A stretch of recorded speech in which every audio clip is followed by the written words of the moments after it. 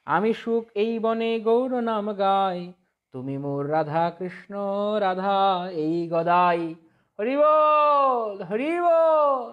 তো সেই সুখ পাখি বলছে যে আমি বৃন্দাবনে রাধা কৃষ্ণ নাম করি, কিন্তু এখানে আমি গৌর নাম করব।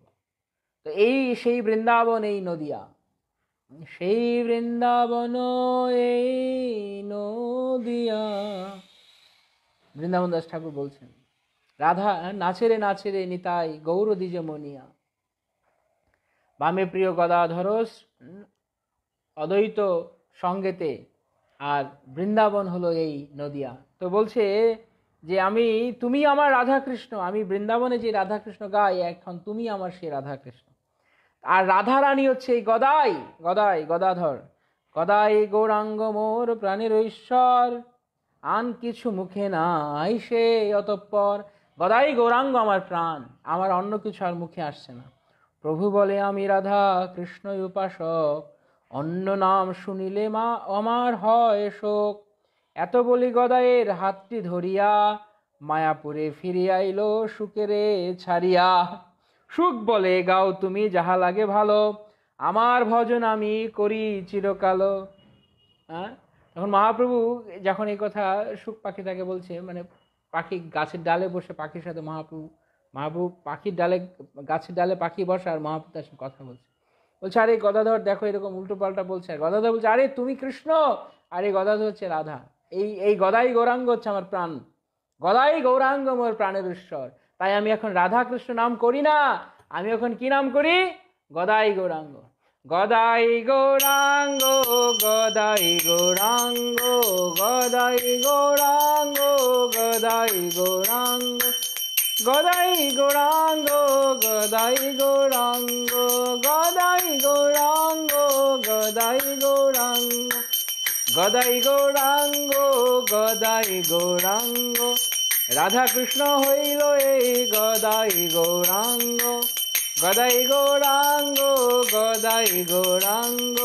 রাধা কৃষ্ণ হইল এই গদাই গৌরাঙ্গ, গদাই গৌরাঙ্গ জয় গদাই গৌরাঙ্গ। জীবনের জীবন গদাই গৌরাঙ্গ, রাধা কৃষ্ণ হইল এই গদাই গৌরাঙ্গ, গদাই গৌরাঙ্গ গদাই গৌরাঙ্গ, গদাই গৌরাঙ্গ গদাই গৌরাঙ্গ। সেই সুখ, সে গদাই গৌরাঙ্গ নাম করতে মহাপ্রভু রেখেছে। গদাধর চলো, এখানে থাকা যাবে না, রাধা কৃষ্ণ নাম নিচ্ছে না, চলো আমরা মায়াপুরে ফিরে যাই। তখন সে পাখি বলছে তোমার যা খুশি তার নাম তুমি করো, তোমার যার নাম ভালো লাগে তুমি তার নাম করো, কিন্তু আমি কেবল গদাই গৌরাঙ্গ নাম জপ করবো। তো গদাই গৌরাঙ্গ নাম করতে লাগছে। মধুর চৈতন্য লীলা জাগে যার মনে, মোর দণ্ডবত ভাই তাহারও চরণে। জগদানন্দ পণ্ডিত বলছেন যে মধুর গৌরাঙ্গ লীলা যার হৃদয়ে জাগে, যার অনুক্ষণ গৌরাঙ্গ স্মৃতি রয়, তার শ্রী চরণে আমার দণ্ডবত প্রণতি। জগদানন্দ পণ্ডিত বলছেন নবদ্বীপে না পাইল যেই বৃন্দাবন, বৃথা সে তার কি কেন ধরয় জীবন। নবদ্বীপ বৃন্দাবনে কোনো পার্থক্য নেই। যে নবদ্বীপে বৃন্দাবন দেখে না বা খুঁজে পায় না, বৃন্দাবনের পরশ পায় না, অনুভূতি পায় না, সে বৃথা তার জীবন ধারণ করে। গদাই গৌরাঙ্গে মুই রাধার শ্যাম জানি, 16 ক্রোশ নবদ্বীপে বৃন্দাবন মানি। তার প্রেম বিবর্তে জগদানন্দ পণ্ডিত বলছেন এই নবদ্বীপই হচ্ছে বৃন্দাবন, এই 16 ক্রোশই হচ্ছে বৃন্দাবন। যশোদানন্দনে আর সচিরনন্দনে, যে জন পৃথক দেখে সে না মরে কেনে। যে কৃষ্ণকে এবং গৌরাঙ্গকে এক বলে জানে না, সে কেন বেঁচে রয়েছে, সে মরে যাচ্ছে না কেন? এরকম অনেকেই রয়েছে যারা কৃষ্ণ মানে কিন্তু চৈতন্য মহাপ্রভু মানে না, তারা দুরাচারী, পাষণ্ডী। সেই চৈতন্য চরিতামৃতে কৃষ্ণদাস কবিরাজ গোস্বামী বলছেন পাষণ্ডী, যে গৌরাঙ্গকে না মানবে, কেবল কৃষ্ণকে মানবে, সে পাষণ্ডী। কৃষ্ণ না মানিলে তো ইচ্ছে দৈত্য তারে জানি, চৈতন্য না মানিলে তো ইচ্ছে দৈত্যে করি মানি। যে কৃষ্ণ মানে না সে দৈত্য, যে চৈতন্য মানে না সে দৈত্য। কৃষ্ণ মানবে চৈতন্য মানবে না সে দৈত্য। এরকম লোক আছে যারা মহাপ্রভুকে ভগবান স্বীকার করে না, তারা বলে মহাপ্রভু ভক্ত, মহাপ্রভু ভক্ত, মহাপ্রভু ভগবান না। মহাপ্রভু ভক্ত ভাব অঙ্গীকার করেছেন, কিন্তু তার মানে মহাপ্রভু তিনি ভক্ত নন, তিনি ভগবান, তিনি ভক্ত ভাব ধরেছেন। তিনি ভক্ত রূপে এসছেন, ভক্তরূপ গৌরাঙ্গ তিনি, কিন্তু তিনি ভক্ত নন, তিনি কৃষ্ণ স্বয়ং। তো এই গৌর এবং কৃষ্ণে যে ভেদ জানে সে দুরাচারী, সে পাষণ্ডী, সে কস্মিন কালেও কৃষ্ণ প্রেম লাভ করতে পারবে। তাই ব্রজের প্রতি প্রেম রয়েছে, কৃষ্ণের প্রতি প্রেম রয়েছে, কিন্তু নবদ্বীপে গৌরাঙ্গে যার রতি নেই সে বৃথা তার জীবন ব্যয় করছে। এইভাবে এই নবদ্বীপের মহিমা বলা হয়েছে। তো চলুন আমরা এখন পরিক্রমা করতে করতে হাঁটতে হাঁটতে চাপাহাটি যাই। কে কে যাবেন চাপাহাটি? কারা কারা যাবেন চাপাহাটি আমাদের সঙ্গে? চলুন হরিনাম করতে করতে চলুন চাপাহাটিতে। হরি বল, হরি বল, হরি বল। সকাল সকাল আমরা হাঁটতে শুরু করি।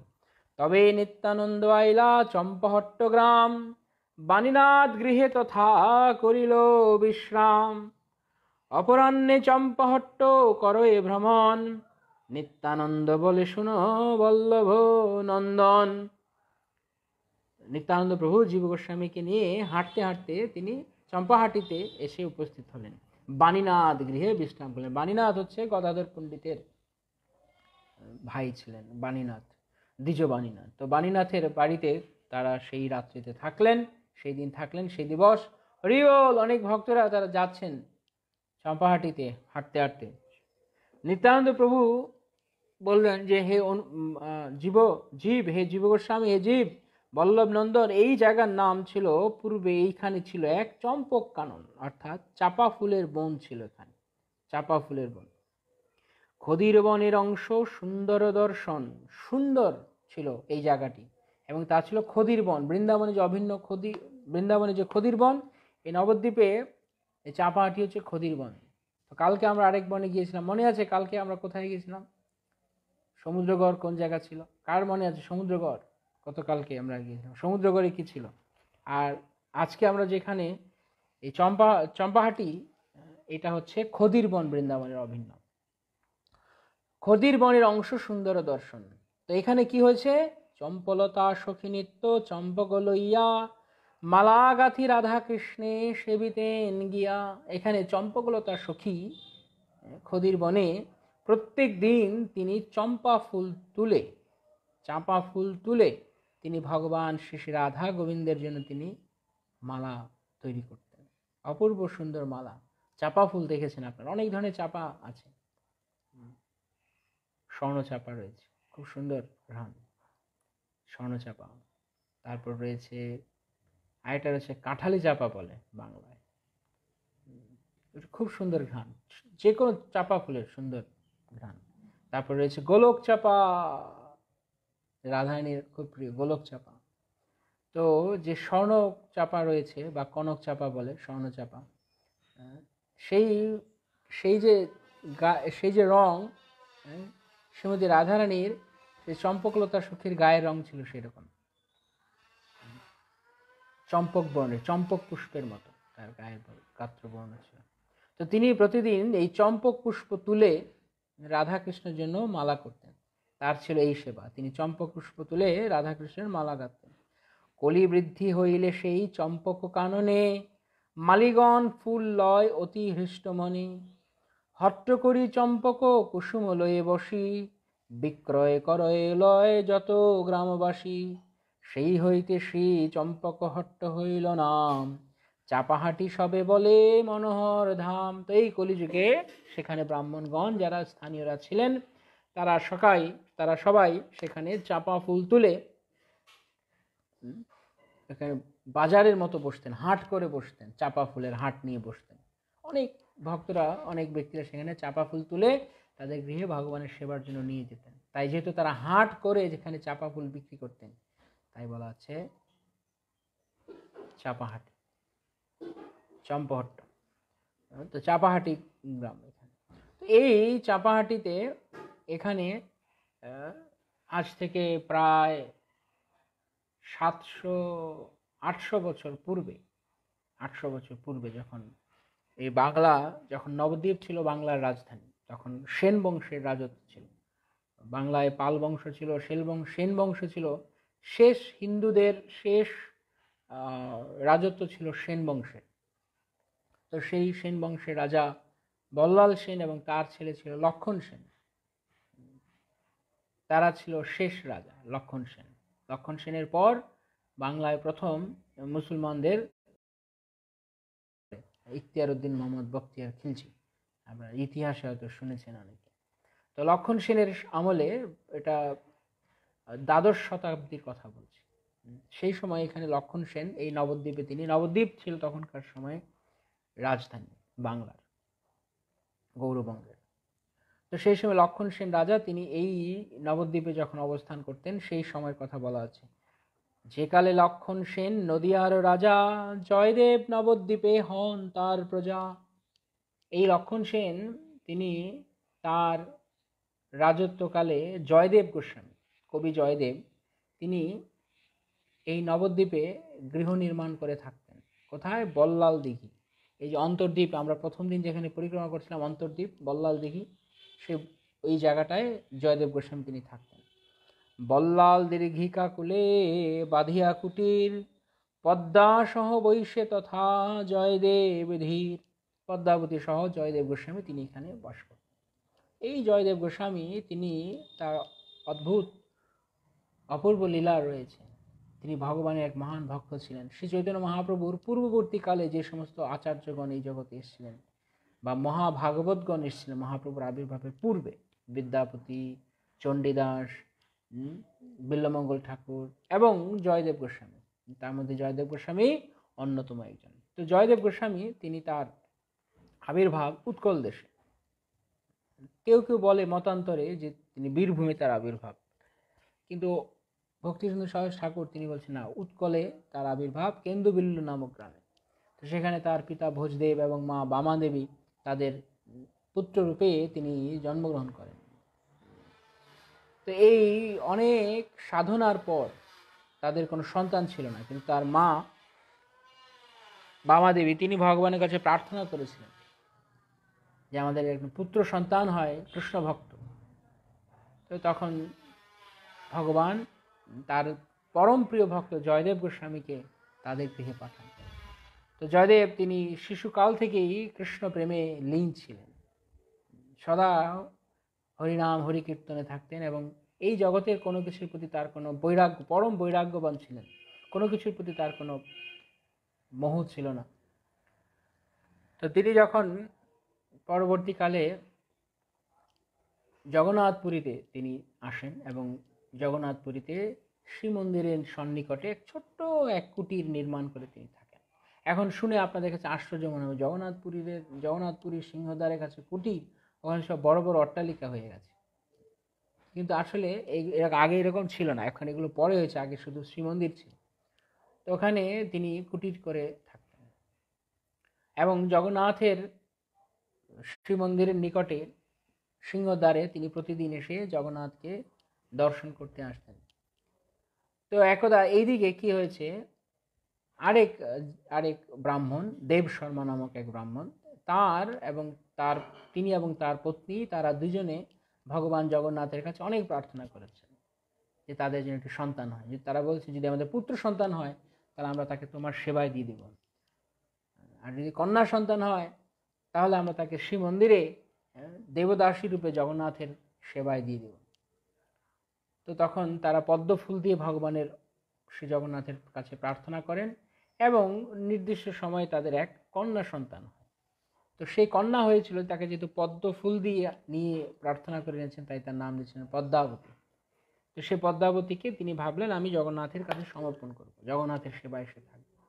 কিন্তু সেই রাত্রিতে জগন্নাথ দেব তিনি দেব শর্মাকে স্বপ্নে দেখালেন, আমার কাছে নয়, পদ্মাবতীকে আমার কাছে নয়, তুমি আমার পরম প্রিয় ভক্ত জয়দেব রয়েছে আমার শ্রীমন্দিরের নিকটেই সে বাস করে, তার হস্তে তুমি, সে যোগ্য ব্রাহ্মণ, তার কাছে গিয়ে তুমি তোমার কন্যা সম্প্রদান করো, সে তোমার কন্যার যোগ্যপতি হবে। তখন ভগবান শ্রী জগন্নাথের স্বপ্নাদেশ শুনে দেবশর্মা এবং তার পত্নী তারা দুজন পদ্মাবতীকে নিয়ে এসেছেন এবং দেখছেন সিংহদ্বারের কাছে এরকম একদম মানে খুব দরিদ্র বেশি এক ব্রাহ্মণ, হোক দরিদ্র বেশি, ভগবানের নির্দেশ, ভগবান বলেছেন নিশ্চয়ই আমার কন্যার উপযুক্ত পাত্র। তখন কোনো রকম ধন সম্পদের বিচার নেই, কেবল জগন্নাথ বলেছেন, জগন্নাথের প্রিয় ভক্ত নিশ্চয়। তাই তখন তিনি পদ্মাবতীকে নিয়ে জয়দেব গোস্বামীর কাছে বলে, এই এই নিন, আপনি আমার কন্যাকে আমি আপনার কাছে সম্প্রদান করছি। তখন জয়দেব গোস্বামী তিনি বললেন, আশ্চর্য, তিনি আমি আমি আমি তো গৃহস্থ নই, আমি গৃহস্থ হব না, আমি আকুমার ব্রহ্মচারী।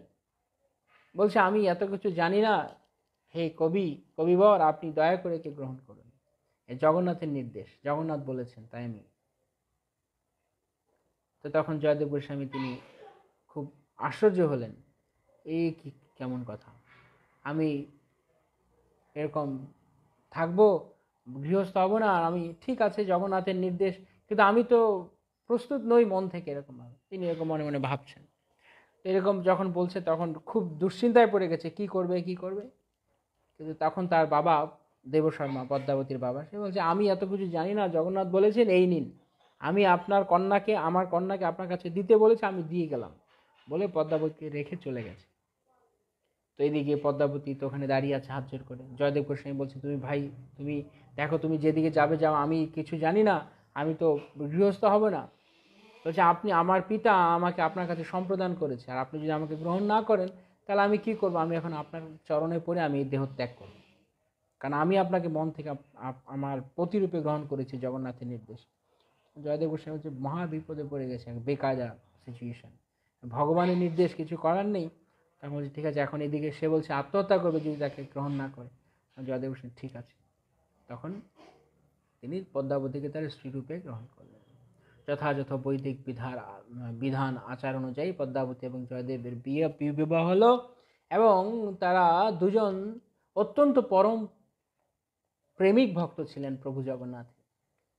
এমন নয় যে পদ্মাবতী কোনো সাধারণ নারী ছিলেন, সাধারণ কোনো রমণী নন, তিনি ভগবান তাকে সিলেক্ট করেছেন জয়দেব গোস্বামীর জন্য। এবং জয়দেব তিনিও পদ্মাবতীর মতো একজন মহাত্মা, পদ্মাবতীর মধ্যে মহিষী নারীকে তিনি পেয়েছেন, এবং পদ্মাবতী জয়দেবের মতো একজন মহাত্মাকে পেয়েছেন। তারা অত্যন্ত ভাগ্যবান দুজনেই, তারা অত্যন্ত কৃষ্ণ প্রেম ও রসে সর্বদা আপ্লুত থাকতেন। তো জয়দেব গোস্বামী তিনি, তার অবদান আপনারা হয়তো অনেকে জানেন, যে জয়দেব গোস্বামীর সেই সুবিখ্যাত গীতগোবিন্দ, যা ভগবান জগন্নাথের অত্যন্ত আনন্দ বিধান করত। তো তিনি এই গীতগোবিন্দ রচনা করতে গিয়ে বিভিন্ন পদ তাতে তিনি লিখছেন, তাতে 10টি স্বর্গ সমন্বিত, এই 10টি অধ্যায় সমন্বিত এই গীতগোবিন্দ রয়েছে। এবং তাতে তিনি যখন একদিন এরকম লিখছেন যে স্মরগরল খণ্ডনম মম শিরসি মণ্ডনম, এর পরের লাইনে তিনি আর লিখতে পাচ্ছেন। মানে কি হয়েছে, এই গীতগোবিন্দ অত্যন্ত অত্যন্ত উন্নত স্তরের গ্রন্থ, সাধারণ কারোর বুঝবার ক্ষমতা নেই, সাধারণ লোকেরা বুঝতে পারবে না। রাধা মাধবের অন্তরঙ্গ প্রেমলীলা, অভিমানের কথা, তা কেবলমাত্র ভগবান শ্রী চৈতন্য মহাপ্রভু তিনি আস্বাদন করতেন। জয়দেব গোস্বামী, চণ্ডীদাস, বিদ্যাপতি এবং রায় রামানন্দ এবং স্বরূপের গান, এইগুলো তিনি আস্বাদন করতেন, এবং বিল্বমঙ্গল ঠাকুরের কৃষ্ণ কর্ণামৃত গম্ভীরাতে। তো সাধারণ লোকের দ্বারা বোঝার মতো নয়, অত্যন্ত উন্নত স্তরে যারা রাধা মাধবের অন্তরঙ্গ প্রেমে যারা ডুবছেন, সে রাধা মাধব অন্তরঙ্গ, গৃহে বা বনেতে থাকে হাগৌরাঙ্গ বলে ডাকে, সে রাধা মাধব অন্তরঙ্গ, নিরন্তর যে গৌরাঙ্গ প্রেমে ডুবে থাকে, সে হচ্ছে রাধা মাধবের অন্তরঙ্গ। তো তারা কেবলমাত্র তা বুঝতে পারেন। তো সেখানে তিনি লিখছেন এরকম, যে লীলায় তিনি লীলা দর্শন করছেন আর লিখছেন। তো কৃষ্ণ তিনি গত রাত্রিতে শ্রীমতী রাধারানী তার জন্য সারা রাত্রি অপেক্ষা করেছেন, কিন্তু কৃষ্ণ আসেননি তার কুঞ্জে। তো রাধারানী অভিমান করেছেন। তো পরদিন যখন কৃষ্ণ এসেছেন তার কাছে, তখন রাধারানীর মান যাচ্ছে না, মান করে বসে আছেন। কিভাবে তার এখন মান ভাঙায়? তো কৃষ্ণ অনেক অনুনয় বিনয় করছে, কিন্তু কোনোভাবে রাধারানীর মান ভাঙানো যাচ্ছে। তখন কৃষ্ণ রাধারানীর চরণ দুখানি মাথায় ধরে তিনি কাকুতি করে বলছেন যে, তুমি দয়া করে আমাকে গ্রহণ করো হে প্রিয়ে। তো এই যে কথা লিখতে গিয়ে জয়দেব গোস্বামী তিনি আশ্চর্য হয়ে যাচ্ছেন।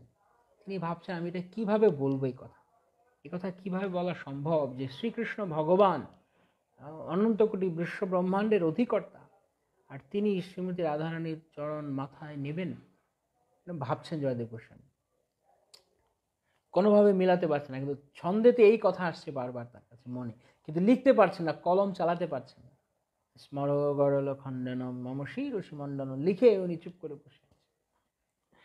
তো তারপর ভাবছে এখন কি হবে, এদিকে অনেকক্ষণ চিন্তা করছে আমি কিভাবে এই কথা লিখবো যে রাধারানীর, কৃষ্ণের চরণ রাধারানীর মাথায় তো অপরাধ হয়ে যাবে। এই কথা ভাবতে ভাবতে তার বেলা হয়ে গেল।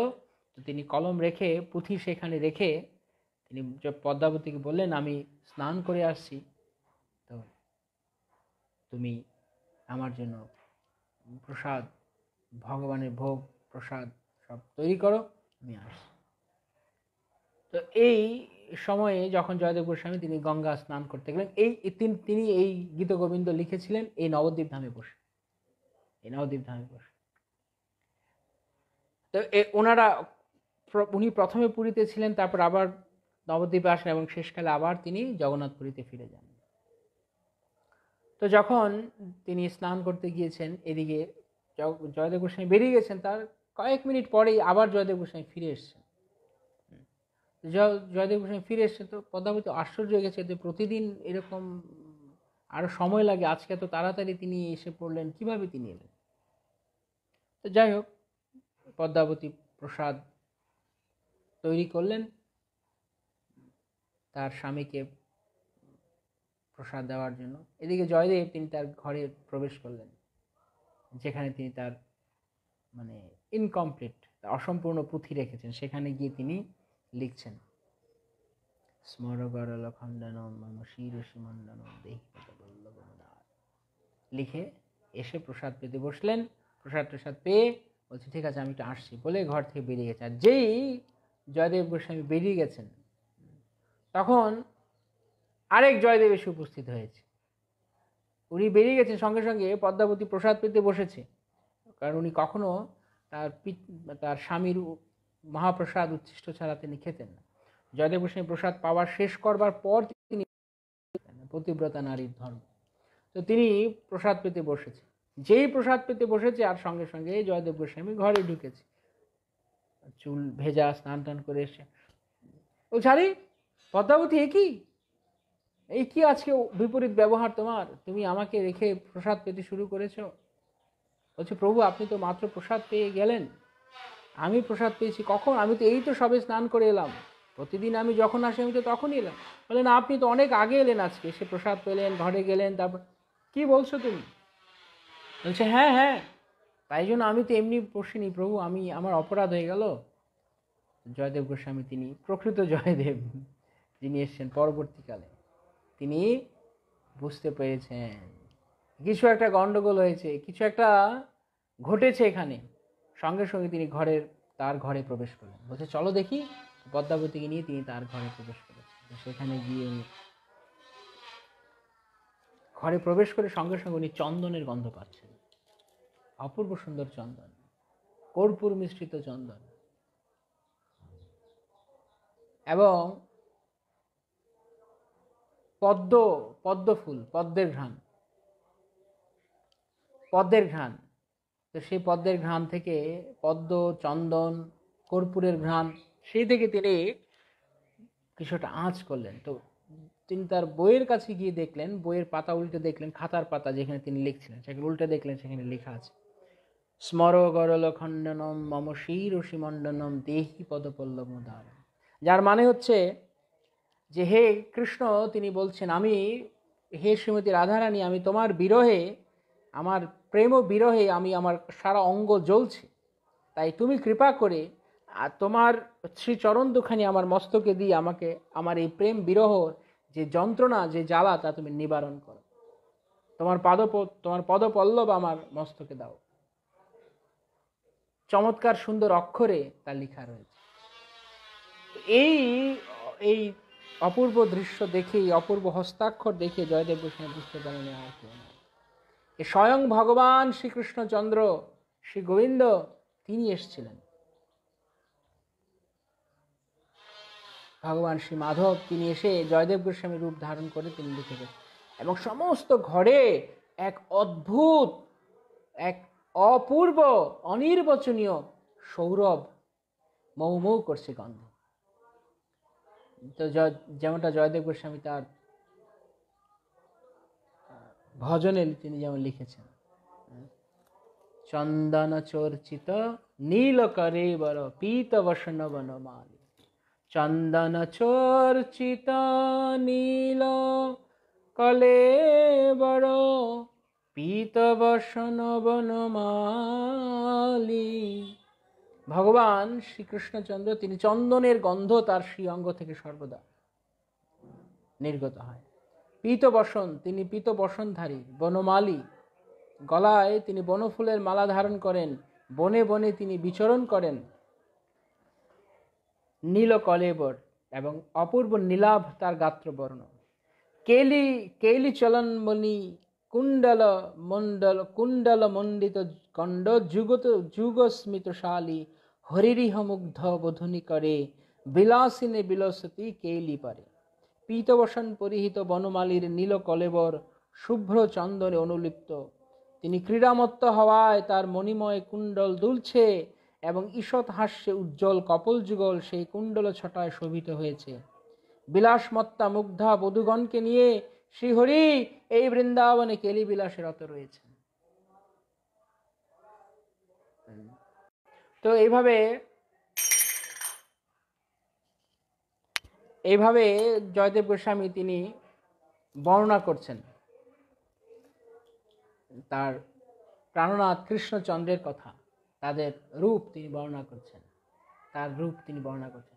এই হস্তাক্ষর যখন দেখেছে যে ওখানে ভগবান লিখে গেছেন যে তোমার চরণ আমার মস্তকে প্রদান করো শ্রীমতী রাধারানী, তো তখন জয়দেব গোস্বামী এই কথা লেখার সামর্থ্য দ্বিতীয় কারণ নেই, এ কেবলমাত্র ভগবানই এই কথা লিখতে পারেন।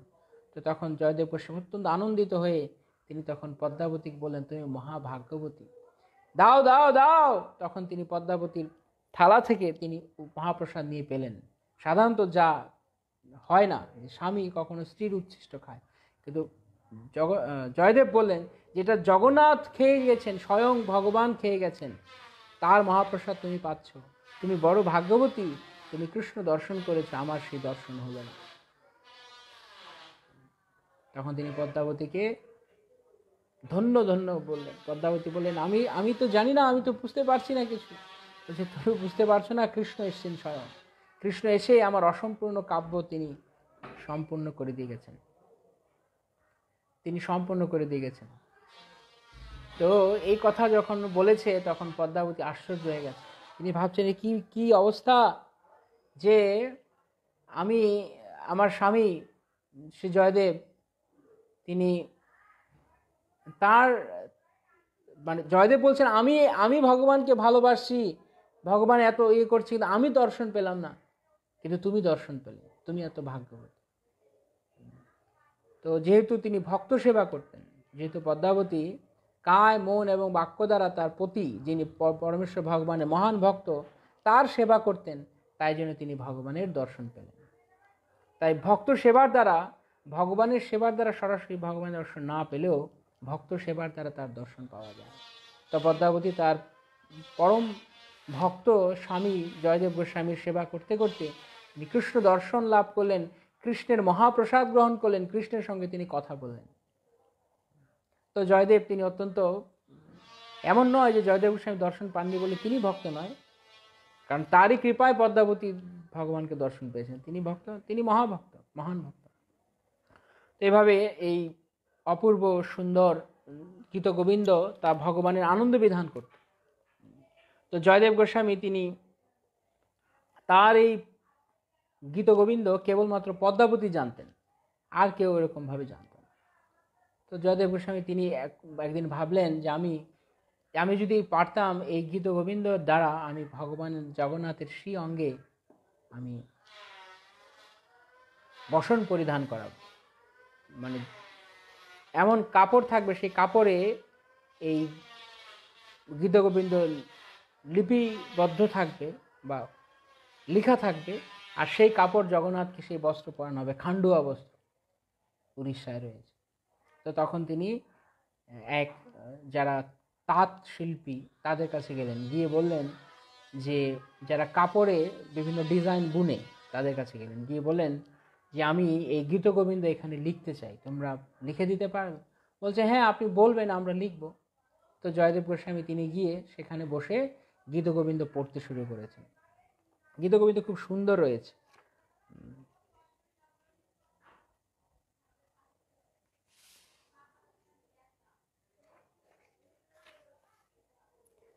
শ্রিতকমলা কুচমণ্ডল ধৃত কুণ্ডল কোলিত ললিত বনমাল, জয় জয় দেব হরে দীনমণি মণ্ডল মণ্ডন ভব খণ্ডন মুনিজন মানস হংস, জয় জয় দেব হরে।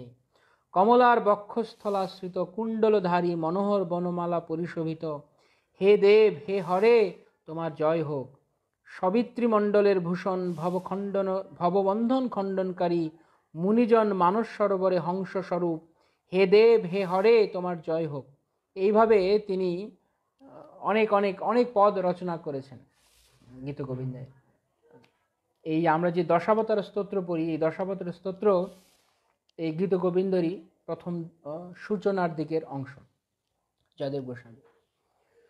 তো তিনি গীতগোবিন্দ বলতে শুরু করেছেন, আর সেই শিল্পী সে কাপড়ের মধ্যে গীতগোবিন্দ বুনছে, উৎকীর্ণ করছে লিপি। তো বলতে বলতে গীতগোবিন্দ গাইতে গাইতে জয়দেব গোস্বামীর ভাবান্তর ঘটেছে।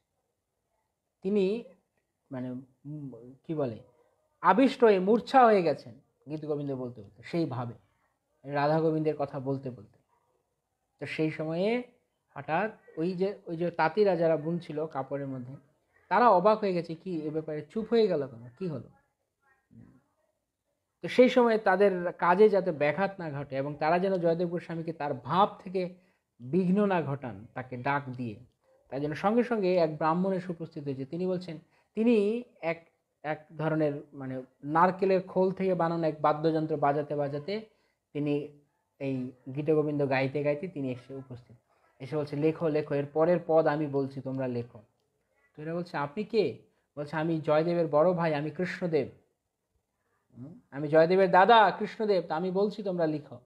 তো তখন সেই ব্রাহ্মণ বলছে আর তারা সেই লিপি উৎকীর্ণ করছে। তো একটু সময় পরে ওই যে ব্রাহ্মণ তিনি গাইছেন গীতগোবিন্দ, মানে অনির্বচনীয় সুন্দর। আগে কখনো এত সুমধুর কণ্ঠস্বর জয়দেব গোস্বামী শোনেননি। তো তিনি তার ওই ভাবাবিষ্টতার মধ্যেই সেই কণ্ঠস্বর শুনে এবং সেই সেই বাজনার শব্দ শুনে এবং সেই কণ্ঠস্বর শুনে তার ভাব থেকে তিনি আবার বাহ্য দশা প্রাপ্ত হয়েছেন। তখন তিনি তাকিয়ে দেখছেন যে একজন ব্রাহ্মণ এই কথা এই গান গাইছে গীতগোবিন্দ। তিনি বলছেন আপনি কে, আপনি কে, আপনি গীতগোবিন্দ গাইছেন? এই যেই কথা বলেছে আপনি কে, সঙ্গে সঙ্গে সে ব্রাহ্মণ ওখান থেকে উদাও হয়ে গেছে, চলে গেছে। আসলে সে ব্রাহ্মণ কে ছিল? কৃষ্ণের ভগবান স্বয়ং কৃষ্ণ। স্বয়ং কৃষ্ণ তিনি ছিলেন।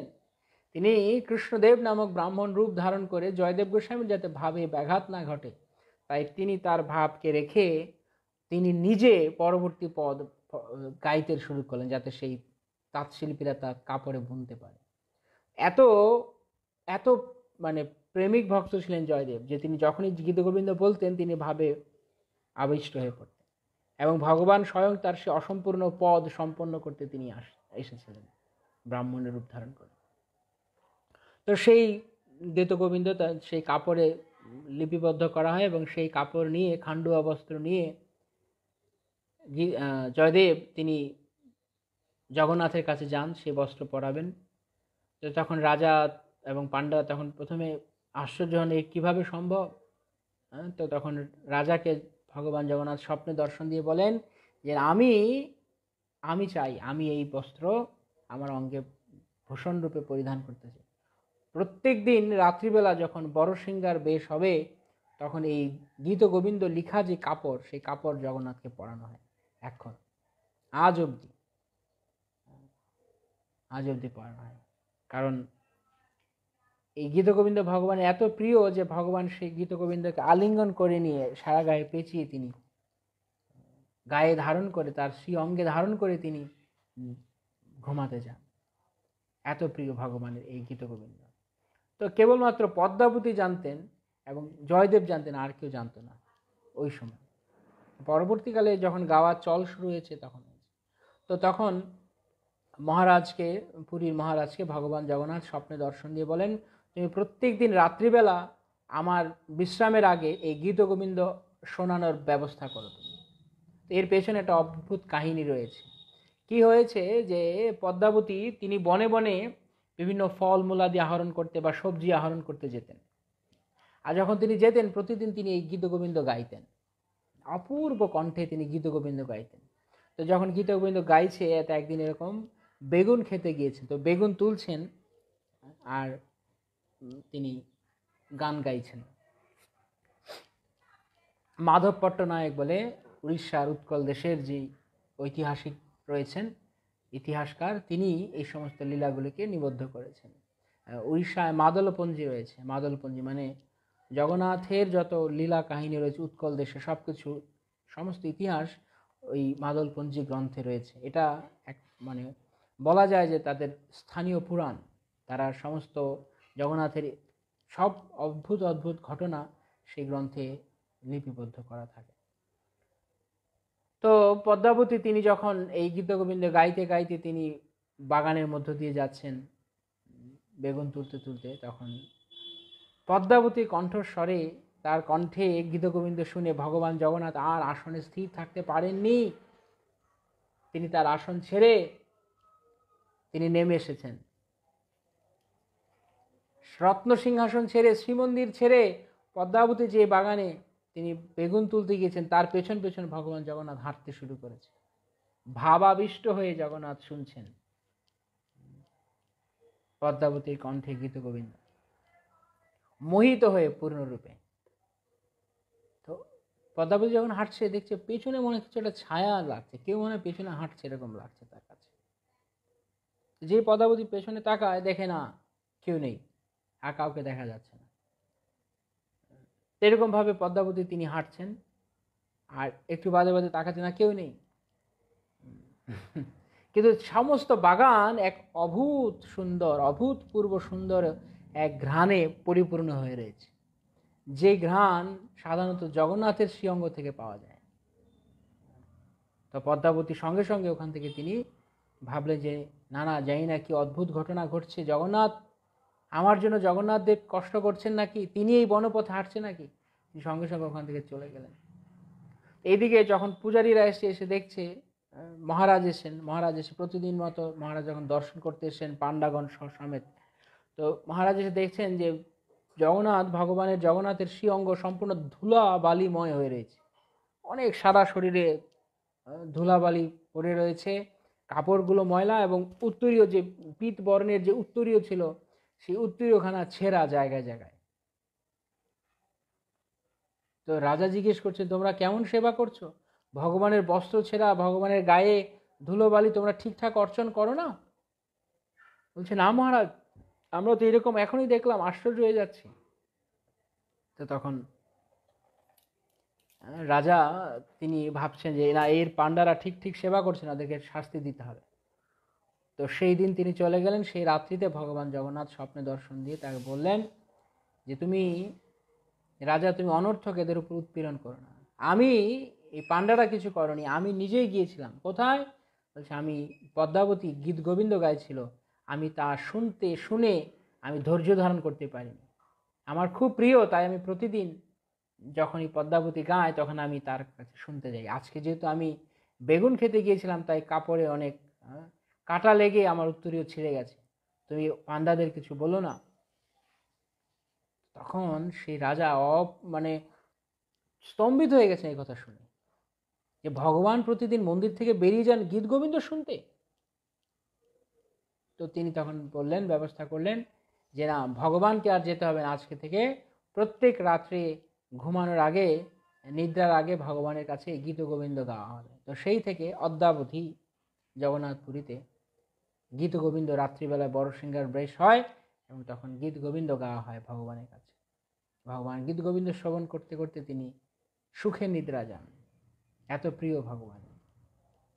তো এইরকম ধরনের অনেক অপূর্ব লীলা রয়েছে। কোনো এক সময় এরকম কথা রয়েছে, ট্র্যাডিশন রয়েছে, এক কথায় আছে যে এক পরবর্তীকালের এক পুরীর রাজা, তিনি অভিনব গীত গোবিন্দ বলে আরেকটা বই লিখেছেন জগন্নাথের প্রীতিবিধান করার জন্য। তো সেই অভিনব গীত গোবিন্দ লিখে তিনি ভাবছেন যে আমার গীত গোবিন্দ যেন জগন্নাথের কাছে গাওয়া হয়। তো এই জয়দেবের গীত গোবিন্দ আর সেই রাজার গীত গোবিন্দ দুটো একসঙ্গে জগন্নাথের কাছে দেয়া হয়েছে। পাণ্ডাগণ তো মানে দ্বিধায় পড়ে গেছে, কি করবে, কারটা গাওয়া হবে। এদিকে মহারাজ তার আদেশ পালন না করলে, এদিকে আবার জয়দেব গোস্বামীর গীত গোবিন্দ, কি করবে? তো তখন তারা বিধান করলো, আচ্ছা ঠিক আছে, দুটো গীত গোবিন্দই ভগবানের কাছে থাকবে, দেখি ভগবান যা শুনতে চান। তো তারা সেই রাজার গীত গোবিন্দ আর জয়দেব গোস্বামীর গীত গোবিন্দ দুটোই ভগবানের রত্ন সিংহাসনে রেখে সেই রাত্রি মতো সেবা পূজা সম্পন্ন করে দরজা বন্ধ করে দিয়ে সে মন্দির বন্ধ করে তারা চলে গেছেন। পরদিন প্রাতঃকালে এসে যখন মন্দির খোলা হয়েছে তখন সেখানে দেখা যাচ্ছে জয়দেব গোস্বামীর গীত গোবিন্দ ভগবান তার বক্ষে ধারণ করে রয়েছেন, তার বুকে। আর রাজার যেই গীতগোবিন্দ তার পাতাগুলো সব খুলে ছিঁড়ে জায়গা জায়গা পড়ে রয়েছে, আর জয়দেবের গীতগোবিন্দ তার পক্ষে। তখন অত্যন্ত এই অদ্ভুত দৃশ্য দর্শন করে সবাই অতি আনন্দে বিহ্বল হলেন যে জয়দেব কত প্রিয় ভগবানের। সেই রাজা মনে দুঃখ পেলেন, আরে আমি ভগবানের সেবা করতে পারলাম না, আমার রচনা ভগবান গ্রহণ করলেন না, তিনি অনাহারে রইলেন। তো জগন্নাথ তাকে স্বপ্নে দর্শন দিয়ে বলেন, তুমি কেন দুঃখ পাচ্ছ? আমার ভক্ত সে আমার জন্য যা লিখেছে সেটা আমার অনেক প্রিয়, তাই আমি তা আমার হৃদয়ে ধারণ করেছি। ঠিক আছে, তুমি মনে কষ্ট পেও না। তখন সেই রাজার থেকে 12খানা স্তোত্র সেই রাজার গীতগোবিন্দ থেকে ভগবান জগন্নাথ গ্রহণ করেন তাকে সান্ত্বনা দিতে। তো সেই 12খানা পদ এখন এডিশনালি গাওয়া হয় জগন্নাথ মন্দিরে, কিন্তু জয়দেব গোস্বামীর মূল গীতগোবিন্দে। এইভাবে এরকম সমস্ত সুন্দর ঘটনা রয়েছে জয়দেব গোস্বামীর। অপূর্ব অপূর্ব, ভাবাই যায় না, এত প্রিয় ছিল ভগবানের। তো মহাপ্রভু শ্রী চৈতন্য মহাপ্রভু তিনি প্রতিদিন এই গীত গোবিন্দ শ্রবণ করতেন, স্বরূপ দামোদর গাইতেন, তিনি শ্রবণ করতেন। তো এই জয়দেব গোস্বামী যখন তিনি নবদ্বীপে অবস্থান করছিলেন সেই কথা এখানে বলা হচ্ছে।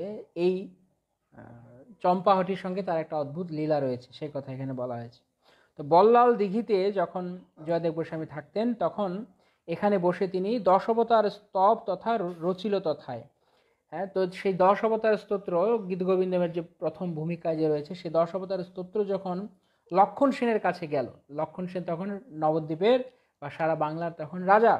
লক্ষণ সেন সেই স্তব লক্ষণ সেনের হাতে যখন গিয়েছে, পরম আনন্দে স্তব করিল পঠন, জিজ্ঞাসিলা রাজা স্তব কইল কোনজন। রাজা তখন জিজ্ঞেস করলেন, এত সুন্দর স্তোত্র কে রচনা করেছে? তখন লক্ষণ সেনের যেই সভাকবি ছিল গোবর্ধন আচার্য, সভা পণ্ডিত, তাকে সে গোবর্ধন আচার্য তখন রাজাকে বললেন যে মহাকবি জয়দেব এর রচয়িতা হয়, জয়দেব গোস্বামী এই গীতগোবিন্দ রচনা করেছেন। কোথা জয়দেব কবি জিজ্ঞাসে ভূপতি, গোবর্ধন বলে এই নবদ্বীপে স্থিতি। রাজা জিজ্ঞেস করেন, জয়দেব কোথায় থাকে? এত সুন্দর স্তোত্র রচনা করেছে, কোথায় থাকে সে? আমি তাকে দর্শন করতে চাই। তখন গোবর্ধন আচার্য তিনি বলেন, আরে তিনি নবদ্বীপেই থাকেন। শুনিয়া গোপনে রাজা করিয়া সন্ধান, রাত্রি যোগে আইল তবে জয় দেবস্থান। সেই রাত্রিবেলা রাজা এক সাধারণ বেশ নিয়ে ছদ্মবেশে তিনি জয়দেব গোস্বামীর কাছে এলেন। বৈষ্ণব বেশেতে রাজা কুটিরে প্রবেশে, জয়দেবে নতি করি বৈশে একদেশে। তিনি এক পাশে বসলেন, জয়দেব গোস্বামীকে প্রণাম করে। জয়দেব জানিলেন ভূপতি এজন, বৈষ্ণব বেশেতে আইল হয়ে অকিঞ্চন। তো জয়দেব গোস্বামী বুঝতে পারলেন, যখন শুনলেন যিনি আসলে প্রকৃতপক্ষে রাজা লক্ষণ সেন, কিন্তু তিনি বৈষ্ণবে বেশ ধারণ করে তিনি সেখানে এসেছেন। অল্পক্ষণে রাজা তবে দেয় পরিচয়, জয়দেবে যাচে হই যাইতে আপন আলয়। তো জয়দেব গোস্বামীকে রাজা লক্ষণ সেন তখন বললেন, আপনি দয়া করে আপনার এত অদ্ভুত কবিত্ব প্রতিভা, আপনি কৃপা করে আমার সভায় সভাকবির পদ গ্রহণ করুন। জয়দেব গোস্বামীকে বলে, আপনি আমার প্রাসাদে চলুন, রাজপ্রাসাদে চলুন। কিন্তু জয়দেব গোস্বামী বিষয়ে বিরক্ত, তিনি এসবে তার কোনো রুচি নেই। অত্যন্ত বিরক্ত জয়দেব মহামতি, বিষয়ী গৃহেতে যেতে না করে সম্মতি। বলে, না না, আমি বিষয়ীর ঘরে যাব না। কৃষ্ণ ভক্ত জয়দেব বলিল তখন, তবে দেশ ছাড়ি আমি করিব গমন। তুমি যেহেতু আমার এখানে এসছো, তুমি এখানে এখন এসছো, আমাকে বারবার বিরক্ত করবে তোমার রাজসভায় যাওয়ার জন্য, আমি থাকবোই না আর এই দেশে, আমি চলেই যাব এখান থেকে, আমি উৎকল চলে যাব, আমি উড়িষ্যায় পুরী ধামে চলে যাব, তবে আমি দেশ সারি করিব গমন, আমি দেশ ছেড়ে চলে যাব। বিষয়ী সংসর্গ কভু না দেয় মঙ্গল, গঙ্গা পার হয়ে যাব তথা যথা নীলাচল। তখন জয়দেব গোস্বামী বললেন, আমি আর থাকবো না, বিষয়ী সংসর্গ কভু না দেয় মঙ্গল। সাবধান, এখানে শিক্ষণীয় রয়েছে। বিষয়ী সংসর্গ যারা মহাভাগবতগণ তারা তাদের নিজেদের আচরণ দিয়ে দেখিয়েছেন যে তাদের কাছে বিষয় সংসর্গ কোনো ব্যাপার নয়, কেননা তারা মহাভাগবত, তারা এই সমস্ত কিছু দ্বারা প্রভাবিত না, অথচ তারা পর্যন্ত এই কথা বলছেন যে বিষয় সংসর্গ কখনো ভালো নয়। তাহলে আমরা সামান্য কিছু ভক্তি যাজন করার নাটক করছি, অভিনয় করছি, তাতেই আমরা কত বিষয় লোকের সঙ্গে মিলছি আর বলছি না না ঠিক আছে সমস্যা নেই, আমরা তো ভক্ত হয়েই গেছি, আমরা তো দীক্ষা নিয়েই নিয়েছি, আমাদের তো ইসকন ব্র্যান্ড হয়েই গেছে, এখন আমরা যাচ্ছে তাই করতে পারি। কিন্তু না, শাস্ত্র বিধান তা নয়। মহাপ্রভু বলেছেন বিষয়ী সঙ্গ, অসৎ সঙ্গ ত্যাগ করতে হবে। অসৎ কারা? বিষয়ী যারা, শ্রী সঙ্গী আর কৃষ্ণা ভক্ত আর এই বিষয়ী সঙ্গ। তো বিষয়ী সঙ্গ কখনোই ভালো নয়, এই কথা জয়দেব গোস্বামী এখানে বলছেন। বিষয়ী সংসর্গ কভু না দেয় মঙ্গল।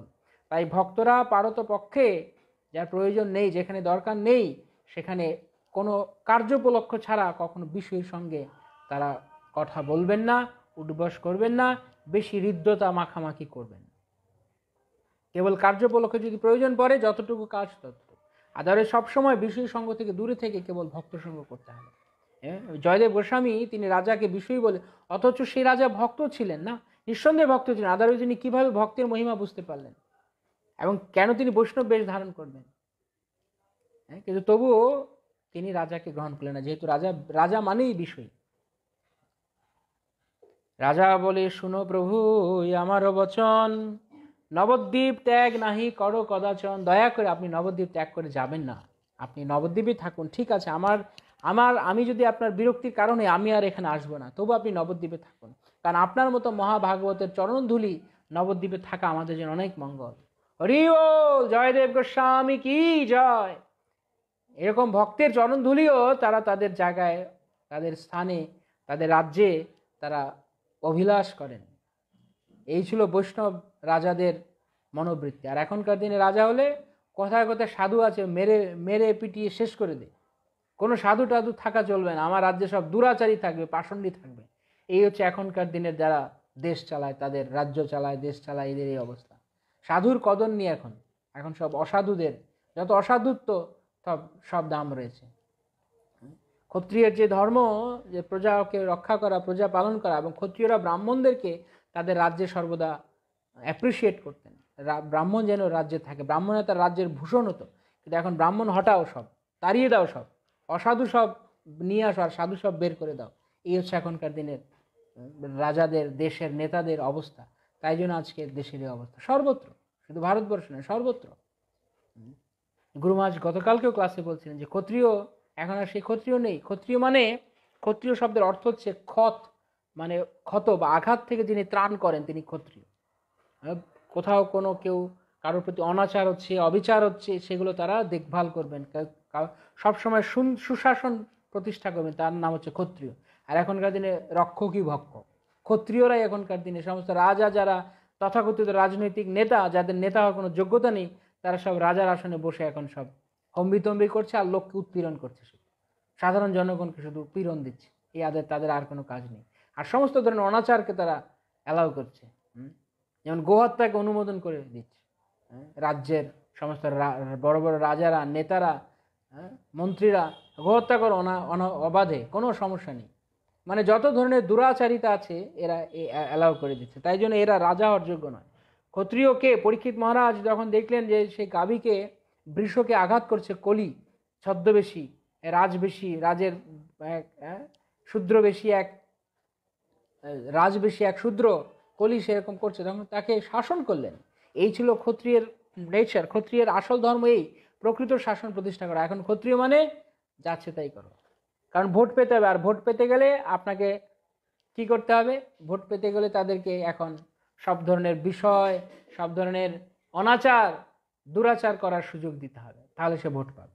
তাই ভোট ব্যাংক বাড়ানোর জন্য যত সমস্ত নোংরামি তারা অ্যালাউ করে দেয়। আমি শুনছি এরকম পশ্চিমবঙ্গে হচ্ছে মদের দোকান সব অ্যালাউ করে দিচ্ছে, মঠ মন্দির খুলতে দিচ্ছে না, মদের দোকান সব খুলে দিয়েছে। কেন? অনেক রেভিনিউ আসবে, অনেক পয়সা পাবে। তো যথেষ্ট ধরনের নোংরামিতে ভরে গেছে শাসন ব্যবস্থা, সমস্ত দুরাচার। এই জন্য প্রভুপাদ বলতে, যদি বৈষ্ণব না হয় রাজ্যের, দেশের নেতারা যদি বৈষ্ণব না হয়, তাহলে এই হবে অবস্থা। সমস্ত মূর্খ কতগুলো গাধা মূর্খ কতগুলোকে এখন রাজ্য নায়ক করে দেওয়া হচ্ছে, তার পরিণতি এই হচ্ছে। কোথায় ধর্ম, কোথায় মানুষের সংস্কৃতি, সব হারিয়ে গিয়ে এখন মানুষ সব অনাচার করছে। আর যারা অনাচারকে সাপোর্ট করছে তাদের এখন লোক ভোট দিচ্ছে। তো এইভাবে সেই রাজা বলে, না না না, তিনি এমন ছিলেন না, তিনি ছিলেন মহাভক্ত। তিনি বলে, না না, আপনি যাবেন না নবদ্বীপ ত্যাগ করে, আপনি নবদ্বীপেই থাকুন। তবে বাক্য সত্য হবে, মোর ইচ্ছা রবে, হেন কার্য কর দেব মোরে কৃপা যাবে। তা আপনি দয়া করে আমার এই রাজ্যেই, এই বঙ্গভূমিতেই আপনি অবস্থান করুন, দয়া করে আপনি কোথাও যাবেন না, নীলাচল যাবেন না, আপনি এখানেই থাকুন, আপনাকে আমি আর বিরক্ত করব না। গঙ্গা পারে চম্পহট্ট স্থান মনোহর, সেই স্থানে থাকো তুমি 2-1 বৎসর। মম ইচ্ছা মতে আমি তথা না যাইব, তব ইচ্ছা হলে তব চরণ হেরিব। রাজার বচন শুনি মহাকবিবর, সম্মত হইয়া বলে বচন সত্তর। তো সেই রাজা তখন বললেন, গঙ্গার অপর তীরে, এটা পূর্ব তীরের ঘটনা, অন্তর্দ্বীপে বল্লাল দিঘিতে, যেখানে রাজা লক্ষণ সেন এসেছিলেন যেখানে জয়দেব গোস্বামীকে দেখতে। তো তিনি বললেন, গঙ্গার পশ্চিম পারে চম্পহট্ট বলে এক অপূর্ব স্থান রয়েছে, দয়া করে আপনি যদি কিছু মনে না করেন, আপনি কৃপা করে সেই চম্পহট্ট স্থানটি আমি আপনাকে দিয়ে দিতে চাই, আপনি সেখানে অবস্থান করুন, সেখানে আপনি মনের আনন্দে আপনার কাজ করুন, কেউ আপনাকে বিরক্ত করবে না, আমি কথা দিচ্ছি। অপূর্ব সুন্দর মনোরম গ্রাম রয়েছে, দয়া করে আপনি চম্পহট্টে গিয়ে অবস্থান করুন, আপনি নিশ্চয়ই অনেক আনন্দ পাবেন। তো লক্ষণ সেন তখন রাজাকে, জয়দেবকে তখন তিনি চম্পহট্টে যাওয়ার জন্য অনুরোধ করলেন। তো এই কথা শুনে কবিবর জয়দেব গোস্বামী তিনি অত্যন্ত আনন্দিত হয়ে বললেন, যদ্যপি বিষয়ী তুমি, এ রাজ্য তোমার, কৃষ্ণ ভক্ত তুমি, তব নাহিক সংসার। জয়দেব গোস্বামী বললেন, না না, তোমার কথা শুনে মনে হচ্ছে তুমি আসলে সাধারণ কেউ নও, তুমি কৃষ্ণ ভক্ত রাজা। যদিও তো তোমার সংসার রয়েছে, রাজত্ব রয়েছে, কিন্তু তুমি আসলে কৃষ্ণ ভক্ত। পরীক্ষা করিতে আমি বিষয়ী বলিয়া, সম্ভাষিনু তবু তুমি সহিল শুনিয়া। তোমাকে আমি পরীক্ষা করার জন্য বিষয়ী বলে সম্ভাষণ করলাম, কিন্তু তুমি আমার কথা শুনলে, তুমি রেগে গেলে না, বরং তুমি বিনয় প্রকাশ করলে, বৈষ্ণবতা প্রকাশ করলে। এইভাবে লক্ষণ সেনের মহিমা বলছে। লক্ষণ সেনকে অনেকেই, যারা হিন্দু, তথাকথিত হিন্দু রাজারা রয়েছে বা হিন্দুরা রয়েছে, তারা সব লক্ষণ সেনকে কাপুরুষ বলে, এই বলে সেই বলে, লক্ষণ সেন পালিয়ে গেছে, ইখতিয়ারউদ্দিন বখতিয়ার খিলজি যখন এসছে। তো এই সমস্ত জবনের অত্যাচার উৎপাত থেকে তিনি দূরে থাকার জন্য তিনি রাজ্য সব কিছু দিয়ে গেছেন, কারণ তার কৃষ্ণমতি ছিল। ডেফিনেটলি এখান থেকে বোঝা যায় যে জয়দেব গোস্বামী যেহেতু তাকে ভক্ত বলে স্বীকার করেছেন, নিঃসন্দেহে রাজা লক্ষণ সেন ভক্ত ছিলেন। তো তাদের কাছে কেবল রাজনীতি বড়, কারণ ওই যে আমরা সেদিন আলোচনা করলাম না, সব কিছু জড় বিচার বুদ্ধি দিয়ে, জড় দৃষ্টিভঙ্গি দিয়ে বোঝার চেষ্টা করে, কিন্তু ভক্তের দৃষ্টিকোণ আলাদা সম্পূর্ণ। তার এই রাজ্যের প্রয়োজন নেই, তাই তিনি সব কিছু ছেড়ে চলে গেছেন। অতএব জানিলাম তুমি কৃষ্ণ ভক্ত, বিষয় লইয়া ফিরো হয়ে অনাসক্ত। আমি জানি তুমি কৃষ্ণ ভক্ত, কিন্তু বিষয় নিয়ে তুমি আছো, আসলে তুমি অনাসক্ত। চম্পকহট্টেতে আমি কিছুদিন রব, গোপনে আসিবে তুমি ছাড়িয়া বৈভব। হৃষ্টচিত্ত হয়ে রাজা অমাত্য দ্বারায়, চম্পকহট্টেতে গৃহ নির্মাণ করায়। ঠিক আছে, আমি চম্পহট্ট যাব। রাজা তখন খুব সুন্দর গৃহ নির্মাণ করে দিলেন সেখানে জয়দেব গোস্বামীর থাকবার জন্য। তথা জয়দেব কবি রহে দিন কত, শ্রীকৃষ্ণ ভজন করে রাগ মার্গ মত। পদ্মাবতী দেবী আনে চম্পকেরও ভার, জয়দেব পূজে কৃষ্ণ নন্দের কুমার। সেই জায়গাতে জয়দেব গোস্বামী এবং পদ্মাবতী তারা দুজন আনন্দে কৃষ্ণ স্মরণে দিন যাপন করলেন। পদ্মাবতী প্রতিদিন কানন থেকে চম্পক পুষ্প আহরণ করে আনতেন, আর সেই চম্পক পুষ্প দিয়ে জয়দেব গোস্বামী তিনি কৃষ্ণ পূজা করতেন। মহাপ্রেমে জয়দেব করয় পূজন, মহাপ্রেমে জয়দেব করয় পূজন, দেখিল কৃষ্ণ হইল চম্পক বরণ। এই চম্পহট্টতে, চাপাহাটিতে কৃষ্ণ, তিনি কৃষ্ণ বরণ ছেড়ে তিনি চম্পা বরণ গ্রহণ করেছিলেন, চম্পক বরণ তিনি নিলেন, তাই এর আরেক নাম চম্পকহট্ট। এই আরেক কারণ, কৃষ্ণ এখানে চম্পক বরণ ধারণ করেছিলেন, চম্পক পুষ্পে পূজা পেতে পেতে। পুরোটা সুন্দর কান্তি অতি মনোহর, কোটি চন্দ্র নিন্দি মুখ পরম সুন্দর। তো জয়দেব গোস্বামী দেখলেন যে কৃষ্ণ তার গাত্র বর্ণ কৃষ্ণ নেই, তার চম্পক বর্ণ হয়ে গেছে, একদম তপ্ত কাঞ্চন, মানে স্বর্ণ কনক চাপা, যে বলছিলাম আমরা স্বর্ণ চাপা, স্বর্ণ বর্ণ হয়ে গেছেন কৃষ্ণ। হ্যাঁ, অদ্ভুত তার দিব্য রূপ দেখে তিনি আশ্চর্য হয়ে গেলেন। কোটি চন্দ্র নিন্দি মুখ পরম সুন্দর, কোটি চন্দ্রের শোভাকে নিন্দা করে এমন অপূর্ব সুন্দর মুখমণ্ডল তার। চাচর চিকুর শোভে গলে ফুলমালা, দীর্ঘ বাহু রূপ আলো করে পর্ণশালা। সেই জয়দেব গোস্বামীর কুটির, সে পর্ণকুটিরকে আলো করে কৃষ্ণচন্দ্র ভগবান তিনি গৌরকান্তি রূপ ধারণ করলেন। হরি বল, চম্পক বরণ শ্রী গৌর সুন্দর কি জয়। দেখিয়া শ্রী গৌরাঙ্গ রূপ মহাকবিবর, প্রেমে মূর্ছা যায় চক্ষে অশ্রু ঝরঝর। তো শ্রী শ্রী রাধা মাধবকে, জয়দেব গোস্বামীর যে আরাধ্য দেব ছিলেন রাধা মাধব, রাধা মাধবের পূজা করতে করতে দেখছেন মাধব কৃষ্ণবর্ণ নেই, মাধব গৌর বর্ণ ধারণ করেছেন। সেই গৌরাঙ্গ রূপ দর্শন করে, অর্থাৎ ভগবান গৌরাঙ্গ তিনি দর্শন দান করেছেন, এবং সেই গৌরাঙ্গ রূপ দর্শন করে জয়দেব গোস্বামী তিনি মাটিতে মূর্ছিত হয়ে পড়ে গেছেন, ক্রন্দন করতে লাগছেন, তার দু চোখ দিয়ে ঝরঝর করে প্রেমাশ্রু নির্গত হচ্ছে। পদ্মাবতী দেবী এই রূপ নিরখিয়া, হইল চৈতন্যহীন ভূমিতে পড়িয়া।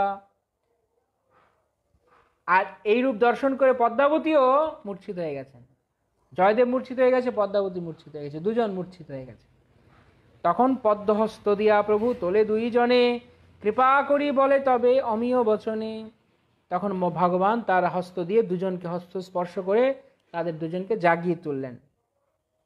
তুমি দোহে মম ভক্ত পরম উদার, দর্শন দিতে ইচ্ছা হইল আমার।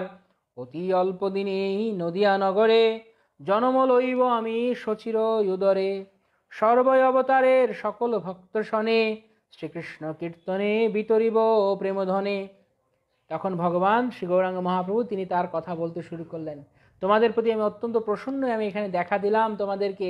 এই নবদ্বীপে আর কিছু কাল পর, আর মাত্র অল্প কিছু পর, মহাপ্রভুর আবির্ভাবের 250-300 বছর আগের কথা। তো ভগবান বলছেন, গৌরাঙ্গ সুন্দর বলছেন, আর কিছু কাল পরে আমি এই নবদ্বীপে আবির্ভূত হব, আমি সংকীর্তন ধর্ম প্রচার করব, সচিনন্দন গৌর হরি রূপে আমি আসব। জয় সচিনন্দন গৌর হরি, গৌর গৌর গৌর হরি, গৌর গৌর গৌর গৌর গৌর হরি। আমি গৌর হরি রূপে অবতীর্ণ হব এই নবদ্বীপে। 24 বছর আমি করিয়া সন্ন্যাস, করিব অবশ্য নীলাচলেতে নিবাস। 24 বছর বয়সে আমি সন্ন্যাস নেব, তারপর আমি এখান থেকে নীলাচল চলে যাব। তথা ভক্তগণ সঙ্গে মহাপ্রেমাবেশে, শ্রীগীত গোবিন্দ আশ্বা দিব অবশেষে। তারপর আমি সেখানে ভক্ত সঙ্গে আমি এই নবদ্বীপে সংকীর্তন বিলাস করব, তারপর আমি জগন্নাথপুরীতে যাব, এবং জগন্নাথপুরীতে গিয়ে আমি ভক্ত সঙ্গে, আমার প্রেমী ভক্তজন সঙ্গে আমি তোমার বিরচিত, হে জয়দেব, তোমার বিরচিত শ্রী গীত গোবিন্দ স্বাদ আমি প্রতিদিন আস্বাদন করব। যে কথা আমরা একটু আগে বলছিলাম, মহাপ্রভু প্রত্যেক দিন রাত্রিবেলা তিনি স্বরূপ দামোদর এবং রায় দামোদর সাথে এই গীত গোবিন্দ শ্রবণ করতেন। তব বিরচিত গীত গোবিন্দ আমার, অতিশয় প্রিয় বস্তু কহিলাম সার। এই নবদ্বীপ ধাম পরম চিন্ময়, দেহান্তে আসিবে হেথা করিহি কহিনু নিশ্চয়। এবে তুমি দহে যাও যথা নীলাচল, জগন্নাথে সেব গিয়া পাবে প্রেমবল। এত বলি গৌরচন্দ্র হইল অদর্শন, প্রভুর বিচ্ছেদে মূর্ছা গেল দুইজন। যাও জগন্নাথপুরীতে গিয়ে অবস্থান করো, আবার অবশেষে দেহান্তকালে তুমি এই নবদ্বীপে এসে এখানে তুমি তোমার দেহ ত্যাগ করবে। এই কথা নির্দেশ করলেন মহাপ্রভু। এই চাপাহাটিতে ভগবান শ্রী গৌরাঙ্গদেবের দর্শন পেয়েছিলেন জয়দেব গোস্বামী, গীত গোবিন্দের রচয়িতা জয়দেব গোস্বামী এই চাপাহাটিতে তিনি দর্শন পেয়েছিলেন। তো তারা মূর্ছিত হয়ে গেলেন ভগবানের অদর্শনে মূর্ছিত হয়ে গেলেন, এবং মূর্ছা শেষে, মূর্ছা যখন ভাঙলো, তারা যখন উঠলেন, মূর্ছা শেষে অনর্গল কাঁদিতে লাগিল, কাঁদিতে কাঁদিতে সব নিবেদন করিল। হাই কিবা রূপ মোরা দেখিনু নয়নে, কেমনে বাঁচিব এবে তার ওই দর্শনে। কি অদ্ভুত সুন্দর রূপ দেখলাম, অপরূপ সে গৌরহরি রূপ। এই রূপ দর্শন করে আবার অদর্শন হয়ে গেল। কেন কেন এমন হলো আমাদের? এখন আমরা কিভাবে সেই রূপ অদর্শনে বাঁচবো? সেই রূপ না দেখে আমি কিভাবে আমরা জীবন ধারণ করব? পদ্মাবতী এবং জয়দেব তারা চিৎকার করে ক্রন্দন করতে শুরু করেছেন, গৌরাঙ্গের বিহনে আমরা কেমন কেমন কেমন ভাবে আমরা বাঁচব? নদিয়া ছাড়িতে প্রভু আজ্ঞা কেন কইল, হেন বুঝি এই ধামে অপরাধ কিছু হইল। মনে হয় কোনো ধাম অপরাধ হয়ে গেছে, তাই আমাদেরকে নবদ্বীপ ধাম থেকে ভগবান আমাদেরকে এখন এখান থেকে চলে যেতে বললেন। নিশ্চয়ই ধাম অপরাধ করেছি, তাই ধামে থাকতে পারছি না। এই কথা ভেবে জয়দেব গোস্বামী এবং পদ্মাবতী তারা দুজন ক্রন্দন করছেন। এই নবদ্বীপ ধাম পরম চিন্ময়, ছাড়িতে মানুষ এবে বিকলিত হয়। যে যেতে চাচ্ছে না, মন চাচ্ছে না, দেহ চাচ্ছে না। মহাপ্রভু কেন আমাদের এই আদেশ করলেন? কেন ভগবান আমাদের এই ধাম ছেড়ে যেতে বললেন? কি অপরাধ করলাম? তাই এখান থেকে আমরা দেখতে পারি, যদি কেউ ধাম অপরাধ করে তাহলে ভগবান তাকে ধামে তাকে পাশ দেন না। খুব সাবধান। ভালো হইতো নবদ্বীপে পশু পক্ষী হয়ে থাকিতাম চিরদিন ধাম চিন্তালয়ে। এই নবদ্বীপে পশু পাখি হয়ে থাকতাম। এই অপরূপ ধাম যেখানে ভগবান এত অপূর্ব লীলা করবেন, সেখান থেকে কেন আমাদেরকে চলে যেতে বললেন? পশু পাখি হয়েই না এখানে থাকতাম, তাও কি ছিল? পরাণ ছাড়িতে পারি তবু এই ধাম, ছাড়িতে না পারি এই গুরু মনস্কাম। প্রাণ ছেড়ে দিতে পারি, কিন্তু এই ধাম ছেড়ে যেতে পারবো না। এই কথা তারা দুজন চিন্তা করছেন। ওহে প্রভু শ্রী গৌরাঙ্গ কৃপা বিতরিয়া, রাখো আমাদহে হেথা শ্রী চরণ দিয়া। হে ভগবান, হে গৌরাঙ্গ দেব, দয়া করে আপনাদের চরণ প্রদান করুন, এই ধামে আমাদেরকে থাকতে দিন। বলিতে বলিতে দোহে কাঁদে দৈববাণী সেই ক্ষণে শনিবারে পায়। সেই ক্ষণে আকাশে তারা দৈববাণী শুনলেন, এত যখন ক্রন্দন করছেন। দুঃখ নাহি করো দোহে যাও নীলাচল, দুই কথা হবে চিত্ত না করো চঞ্চল। কিছুদিন পূর্বে দোহে করিলে মানস, নীলাচলে বাস করি কতক দিবস। সেই বাঞ্ছা জগবন্ধু পুরাইল তব, জগন্নাথ চাহে তব দর্শন সম্ভব। তখন ভগবান আকাশে দৈববাণী করে বললেন যে কিছুদিন আগে তুমি অভিলাষ করেছিলে নীলাচলে চলে যাবে, মনে আছে? তাই তোমার অভিলাষ পূর্ণ করছি, তুমি নবদ্বীপ থেকে এখন নীলাচলে যাও। নীলাচল নবদ্বীপে কোনো ভেদ নেই, নীলাচল নবদ্বীপ বৃন্দাবনে কোনো ভেদ নেই, অভিন্ন। এই তিন ধাম অভিন্ন। তাই এর মাঝখানে কিছু এরকম কিছু ভাবার নেই যে জয়দেব গোস্বামী নিশ্চয় অপরাধ করেছে, তাই না না। জয়দেব গোস্বামীর এরকম মনোভাব, তার দীনহীন মনোভাব, বিনয়ী মনোভাব, কিন্তু প্রকৃতপক্ষে ভগবান চান যে তিনি নীলাচলে যান। নীলাচলও ভগবানের অপূর্ব লীলাস্থল, তাই তিনি তাকে নীলাচলে পাঠাবেন। তো জগবন্ধু, তোমার ইচ্ছা পূরণ করছি আমি। জগন্নাথ তোমার ইচ্ছা পূরণ করছে, যাও নীলাচল যাও, নীলাচলে গিয়ে থাকো। জগন্নাথে তুমি পুনঃ ছাড়িয়া শরীর, নবদ্বীপে দুইজনে নিত্য হবে স্থির। তুমি যখন নীলাচলে যাবে, সেখানে তোমার অপ্রকটের পর তুমি এই নবদ্বীপে নিত্যকাল তোমরা দুইজন অবস্থান করবে। তাই নবদ্বীপে জয়দেব এবং পদ্মাবতী তারা নিত্যকাল এই নবদ্বীপে অবস্থান করছেন। দৈববাণী শুনি দহে চলে ততক্ষণ, পাছে ফিরি নবদ্বীপ করেন দর্শন। ছলো ছলো করে নেত্র জলধারা বহে, নবদ্বীপবাসীগণে দৈন্য বাক্য কহে। তোমার করিয়া কৃপা এই দুইজনে, অপরাধ করিয়াছি করহ মার্জনে। দুজন যখন চলে যাচ্ছে নীলাচলের দিকে, আর পিছন ফিরে ফিরে নবদ্বীপের দিকে বারবার তাকাচ্ছে আর ক্রন্দন করছে, নবদ্বীপবাসীদের কাছে ভিক্ষা প্রার্থনা করছে, ক্ষমা প্রার্থনা করছে। অনেক অপরাধ করেছি নবদ্বীপে, তাই নবদ্বীপে থাকতে পারলাম না, দয়া করে তোমরা আমার অপরাধ মার্জনা করে দাও। দেখিতে পষ্টদল পদ্মসহ নবদ্বীপ ভাই, দেখিতে দেখিতে দোহে কত দূরে যায়। দূরে গিয়া নবদ্বীপে নাহি দেখে আর, কাঁদিতে কাঁদিতে গৌর ভূমি হয় পার। অনেক দূর যখন তারা হেঁটে চলে গেলেন, আস্তে আস্তে নবদ্বীপ তাদের দৃষ্টির অন্তরালে চলে গেল। তারা ধীরে ধীরে নীলাচলের দিকে হাঁটতে শুরু করলেন। তারা কান্না করতে লাগলেন, আরে আমরা গৌরভূমি ছেড়ে গেলাম, গৌরভূমি ছেড়ে আমরা নীলাচল চলে এলাম। কত দিনে নীলাচলে পৌঁছিয়া দুজনে, জগন্নাথ দর্শন কইল হৃষ্ট মনে। হ্যাঁ, এভাবে তারা গৌরভূমি ছেড়ে তারা জগন্নাথ ভূমিতে গেলেন। তা তারা সেখানে গিয়ে আবার হৃষ্টমন হলো। তো এরকম ভাবার কিছু কারণ নেই যে এক ধাম থেকে আরেক ধামে চলে গেল, কি হলো। কিন্তু যেখানেই তারা যাক না কেন, ভগবানের মহান ভক্তেরা তারা কোথায় অবস্থান করছেন তা নির্ভর করে না, তারা সর্বদা কৃষ্ণ ভাবনাময়। কৃষ্ণ তাদের হৃদয়ে অবস্থান করেন, তাই তারা যেখানেই যান না কেন অবশ্যই এক জায়গার বিরহ তারা অনুভব করেন, কিন্তু অন্য জায়গায় গিয়ে যে তারা কৃষ্ণ ভক্তি করেন না এমন না। তারা যেখানেই যান না কেন, যেখানেই তাদের পদধূলি পড়ুক না কেন, তারা সর্বদাই কৃষ্ণময় থাকেন। তাই নীলাচলে গিয়েও জয়দেব এবং পদ্মাবতী তারা আনন্দিত চিত্ত হলো, জগন্নাথের সেবায় তারা মগ্ন হলেন। ওহে জীব এই জয়দেব স্থান হয়, উচ্চভূমি আছে মাত্র বৃদ্ধ লোকে কয়। জয়দেব স্থান দেখি শ্রীজীব তখন, প্রেমে গড়াগড়ি যায় করয়ে রোদন। তো নিত্যানন্দ প্রভু এইভাবে জীব গোস্বামীকে এই চম্পাহট্ট দর্শন করালেন। এই চাপাহাটি দর্শন করে জয়দেব গোস্বামীর এই কাহিনী শুনে জীব গোস্বামী তখন প্রেমে বিহ্বল হয়ে সেখানে গড়াগড়ি দিতে লাগলেন, হা জয়দেব, হা জয়দেব, হা গৌরহরি, হা গৌরহরি। এই ভূমিতে আমার কেন প্রেম উৎপন্ন হয় না? এভাবে জীব গোস্বামী বিলাপ করতে শুরু করলেন।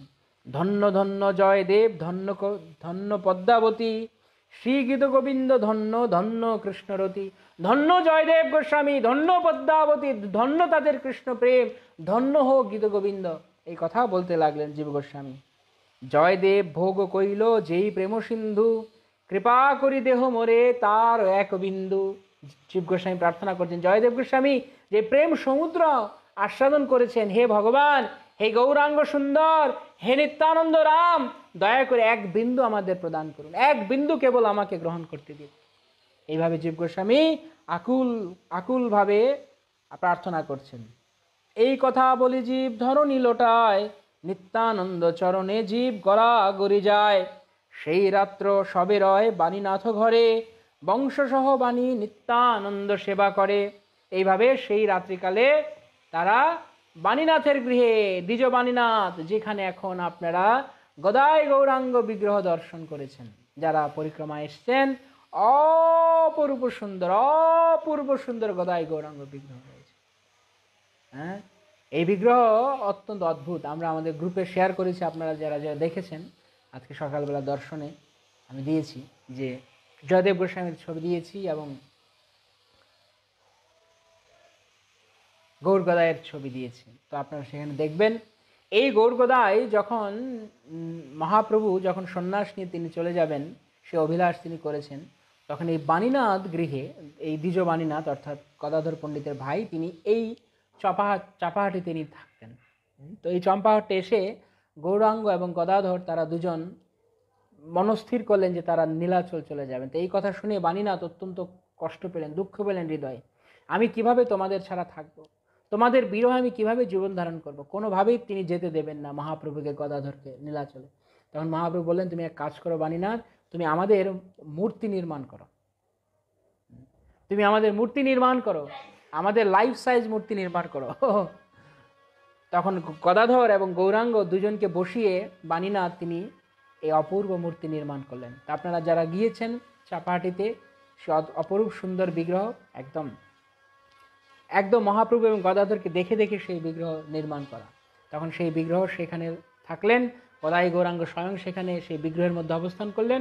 বাণীনাথকে এইভাবে সান্ত্বনা দিয়ে মহাপ্রভু এবং গদাধর তারা দুজন তখন গেলেন। এইভাবে সেই গদাই গৌরাঙ্গ বিগ্রহ সেখানে রয়েছে। তো আপনারা মনে মনে স্মরণ করতে থাকুন সেই গদাই গৌরাঙ্গ শ্রী বিগ্রহ, অপূর্ব সুন্দর, এখনও খুব সুন্দর, চারিপাশ খুব নিরিবিলি।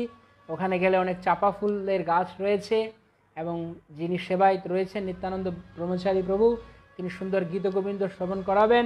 আমরা সেখানে কয়েকবার গিয়েছি, অনেকবার পরিক্রমা ছাড়াও, মানে নবদ্বীপ মণ্ডল পরিক্রমা ছাড়া অনেকবার আমরা ভক্তদের সঙ্গে নিয়ে আমরা চাপাহাটিতে গিয়েছি, খুব আনন্দ হয়।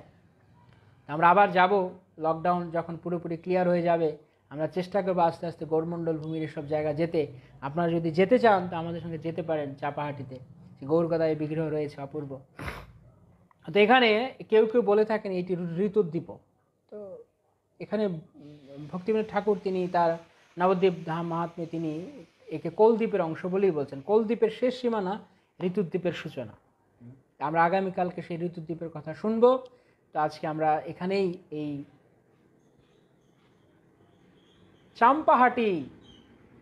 চম্পাহট্ট নামক স্থানে আমরা অবস্থান করব, যেখানে প্রতিদিন চম্পকলতা সখী চাপা ফুল তুলে রাধা গোবিন্দের সেবা করতেন, শেষে রাধা মাধবের সেবা করতেন। চতুর্দিকে চম্পক পুষ্পের সৌরভ, সেই সৌরভে আমরা গদাই গৌরাঙ্গের নাম স্মরণ করতে করতে, রাধা কৃষ্ণের নাম স্মরণ করতে করতে, জয়দেব পদ্মাবতীকে স্মরণ করতে করতে, তাদের অদ্ভুত কৃষ্ণ প্রেমের কথা শ্রবণ করতে করতে আজ রাত্রি, অর্ধরাত্রি আমরা চাপাহাটিতে অবস্থান করব।